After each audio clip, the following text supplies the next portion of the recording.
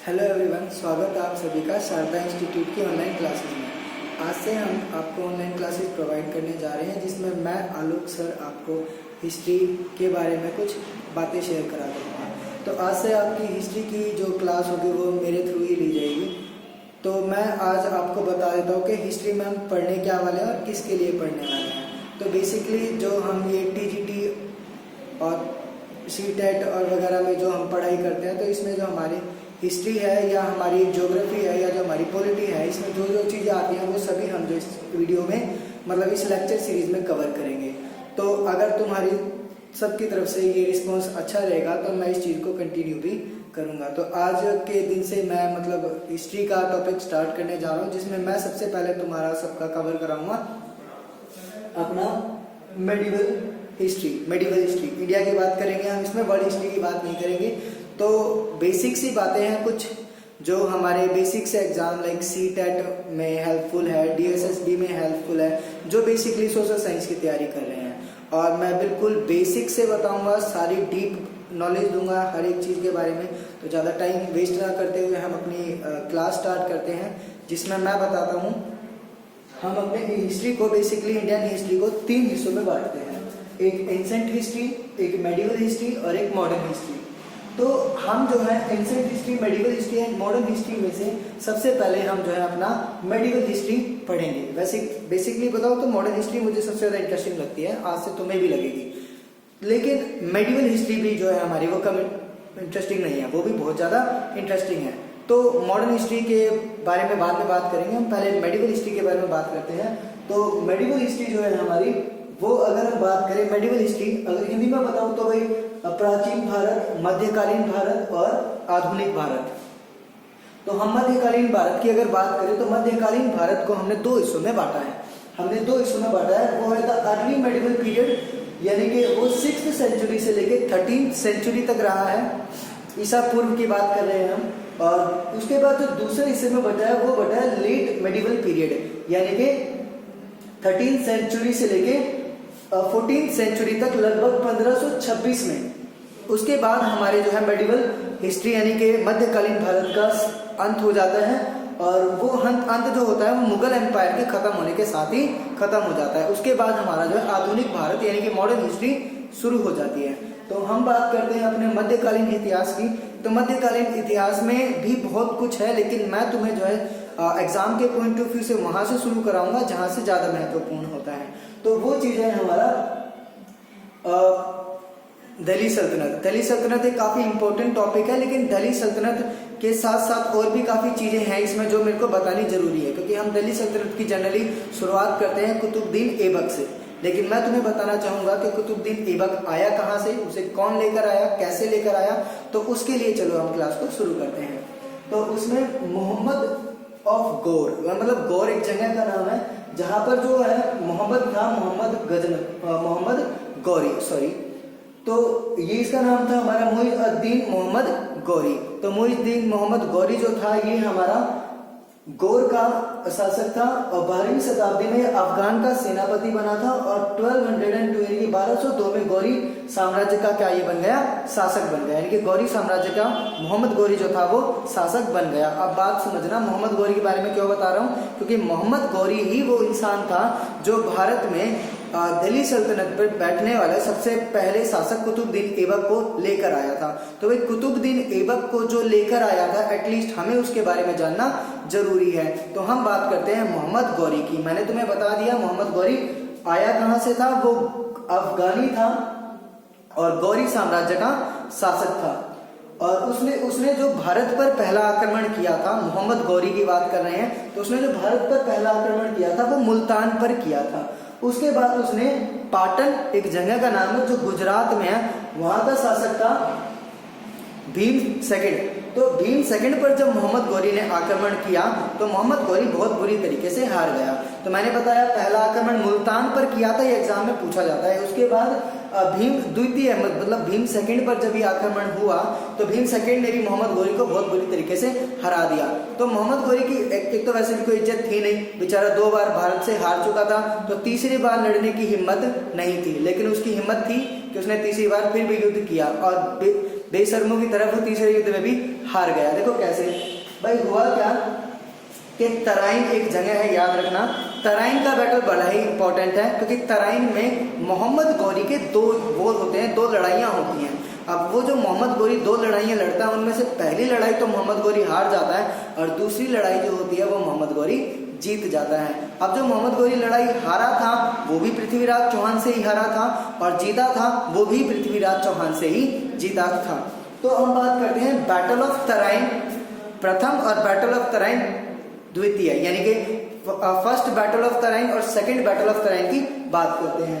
तो जो first battle of Tarain मैंने बताया पृथ्वीराज चौहान वर्सेस मोहम्मद गौरी कब हुआ, 1191 ईसा पूर्व में इनका वॉर हुआ, जिसमें क्या था कि मोहम्मद गौरी जो था अपने हाथी पर बैठकर लड़ाई कर रहा था और पृथ्वीराज चौहान के एक सेनापति ने तीर चलाया और मोहम्मद गौरी को लगा और वो घायल होकर नीचे गिर गया। तो अब क्या होता है, मोहम्मद गौरी को पकड़ लिया जाता है और पकड़ने के बाद पृथ्वीराज चौहान उससे पूछता है कि हाँ भाई क्या चाहिए। तो मोहम्मद गौरी कहता है कि हमने सुना है कि चौहानों के दिन बहुत बड़े होते हैं, तो तुम भी एक चौहान हो, क्या तुम मुझे माफ कर सकते हो। तो पृथ्वीराज चौहान कहता है भाई तूने जो सुना है वो सही सुना है, चौहानों के दिल बहुत बड़े होते हैं और उसूलों के बहुत बड़े पक्के होते हैं, जा मैंने तुझे माफ किया, ऐस कर। तो मोहम्मद गौरी को पृथ्वीराज चौहान ये बोलकर छोड़ देता है सन 1191 में और मोहम्मद गौरी जो है वो चला जाता है। अब क्या होता है कि 1192 में जस्ट एक साल बाद ही मोहम्मद गौरी दोबारा से जो है पृथ्वीराज चौहान पर आक्रमण कर देता है। तो इस बात का पता ना तो पृथ्वीराज चौहान को था और ना ही वो ये आइडिया लगा सकता था कि एक शासक को उसने हराया और जस्ट एक साल के बाद ही वो दोबारा उससे लड़ने आ जाएगा, उसने ये बिल्कुल सोचा नहीं था। तो मोहम्मद गौरी जो है जब सामने आ गया लेकर अपनी सेना, तो पृथ्वीराज चौहान ने ना तो तैयारी कर रखी थी वॉर की और ना कुछ कर रखा था, तो जैसे तैसे उन्हें लड़ाई लड़नी पड़ी।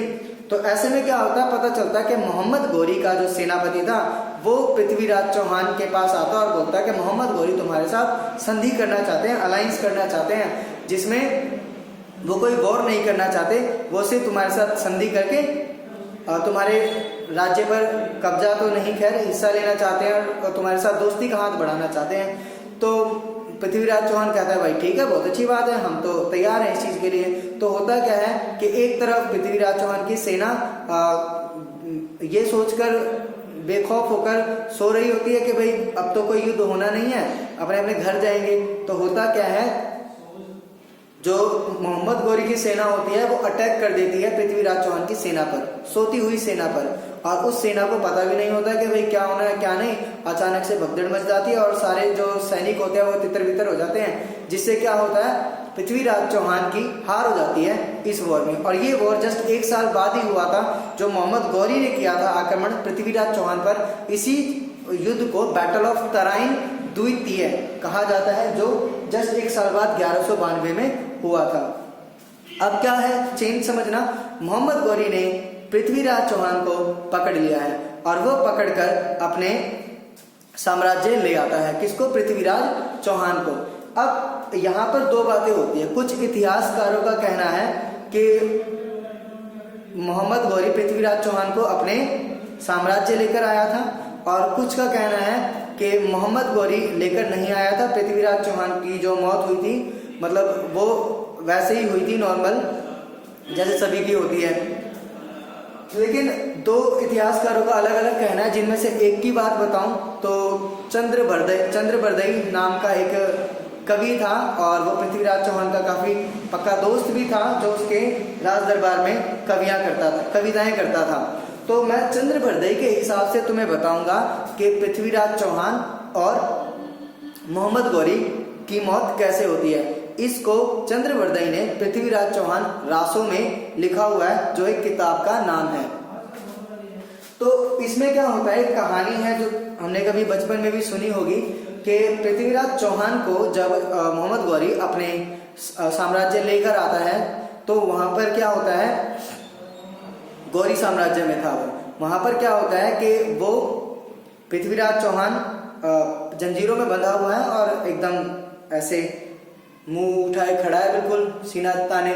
तो मोहम्मद गौरी कहता है कि भाई पृथ्वीराज चौहान, हमने तेरे को बंदी बना लिया है और तू अब हमारा गुलाम है, लेकिन तेरी अकड़ और मूंछों का ताव तो गया नहीं और ये नजरें भी तेरी एकदम उठी हुई हैं, तो हमें ये अच्छा नहीं लग रहा, तो अपनी नजरें झुका ले। तो पृथ्वीराज चौहान कहता है कि भाई देखो, हम चौहान हैं और हम जो है अपनी कभी नजरें झुकाएंगे नहीं, गर्दन कटवा लेंगे लेकिन अपनी कभी नजरें झुकाएंगे नहीं। तो ये बात जो है मोहम्मद गौरी को दिल पर लग जाती है और दिल पर लगने के बाद भाई पता है क्या होता है, मुसलमान आदमी था, उसने बोल दिया कि भाई ऐसा करो, इसकी दोनों आंखें फोड़ दो। और क्या होता है कि मोहम्मद गौरी की दोनों आंखें फोड़ दी जाती हैं। मोहम्मद गौरी की नहीं, एक्चुअली पृथ्वीराज चौहान की आंखें फोड़ दी जाती हैं। हाँ, तो जब पृथ्वीराज चौहान की आंखें फोड़ दी जाती हैं तो और उसे कारागार में डाल दिया जाता है। तो जब कुछ समय बीतता है तो कुछ समय बाद चंद्रबरदई खुद मोहम्मद गौरी के साम्राज्य में आता है और बोलता है कि महाराज, क्या मैं अपने मित्र से मिल सकता हूँ? तो मोहम्मद गौरी बोलता है कि भाई मिल लो, मित्र से मिल लो, क्या दिक्कत है।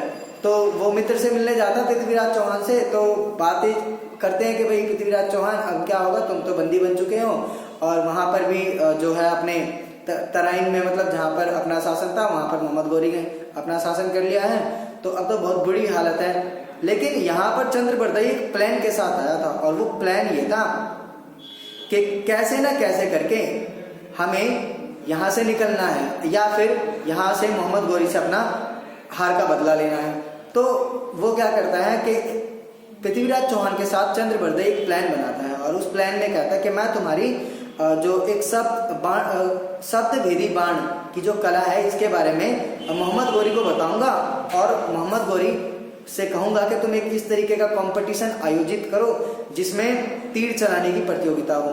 तो इसी तरीके का एक कंपटीशन जो है आयोजित किया जाता है जिसमें तीर चलाने की प्रतियोगिता होती है। और जो है आपका चंद्रबरदई मोहम्मद गौरी को ये बता देता है कि मेरा जो मित्र है, क्या नाम है इसका, पृथ्वीराज चौहान, इसको शब्द भेदी बाण की कला आती है। अब इस बात को सुनते ही मोहम्मद गौरी विश्वास ही ना करे कि किसी की आंखें फूटी हुई हैं तो वो सिर्फ शब्दों को सुनकर बाण कैसे चला सकता है। तो वो इस चीज को देखना चाहता था। तो उसने कही ठीक है महाराज, एक सभा आयोजित करी जाए और उसमें पृथ्वीराज चौहान को जो है बाण दे दिया जाएगा और तीर दे दिया जाएगा, धनुष और तीर दे दिया जाएगा और वो सिर्फ शब्दों को सुनकर जो है तीर चलाएगा। मोहम्मद गौरी बोलता है ठीक है भाई, दी परमिशन।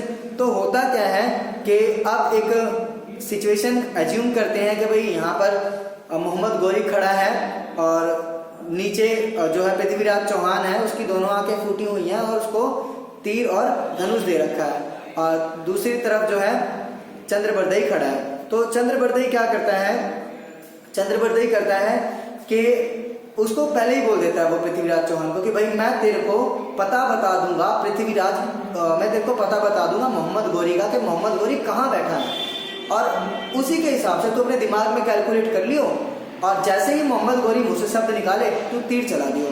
तो होता क्या है यहाँ पे, वो जो है एक हिंदू कवि था चंद्रबरदई और वो हिंदी में कविता करता है। वो क्या करता है कि वो मतलब जैसे ही शुरू होता है कार्यक्रम तो एकदम तीर और धनुष लेकर खड़ा है पृथ्वीराज चौहान और अंधा है बेचारा, इधर उधर देख रहा है। तो उस समय पे चंद्रबरदई जो पंक्तियां कहता है वो कुछ इस तरीके से कहता है कि 4 बास 24 गज अंगुल अष्ट प्रमाण ता ऊपर सुल्तान मत चुके चौहान। तो जब ये पंक्तियां कहता है तो उसके दिमाग में एकदम कैलकुलेशन आ जाती है पृथ्वीराज चौहान के कि वो है कहाँ, एग्जैक्ट है कहाँ।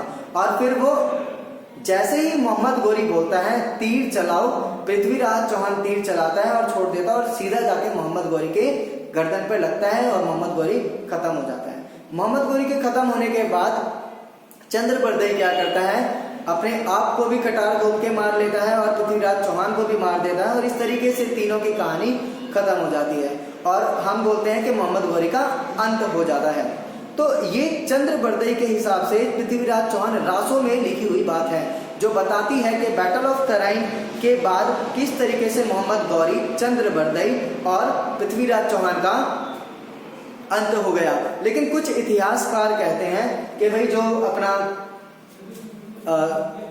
मोहम्मद गौरी था वो मोहम्मद गौरी 1206 में 15 मार्च को झेलम, मतलब जो कि आज पाकिस्तान में है, उसके एरिया में खोखर नाम के जाट लुटेरे होते थे और उन्होंने क्या करा था, अपने बदला लेने के लिए, कभी लिया होगा पंगा मोहम्मद गोरी ने इनके साथ भी, तो इन खोखरों ने, यानी कि जो खोखर जाट थे, इन खोखर जाट ने क्या करा, मोहम्मद गोरी को मार दिया और इस तरीके से मोहम्मद गोरी का अंत हुआ। तो कुछ इतिहासकारों का कहना ये भी है। तो चलो फाइनली मोहम्मद गोरी का अंत हो गया और तुम्हारी क्लास का भी अंत होने वाला ही है। बस थोड़ी सी बात और बता देता हूँ। तो मोहम्मद गोरी के खत्म होने के बाद मोहम्मद गोरी का एक गुलाम था जिसका नाम था कुतुबुद्दीन ऐबक।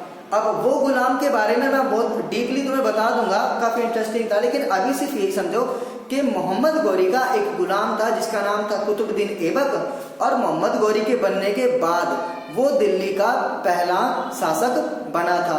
कौन? कुतुबुद्दीन ऐबक। तो यहाँ से फिर हमारी जो है दिल्ली सल्तनत की शुरुआत होती है।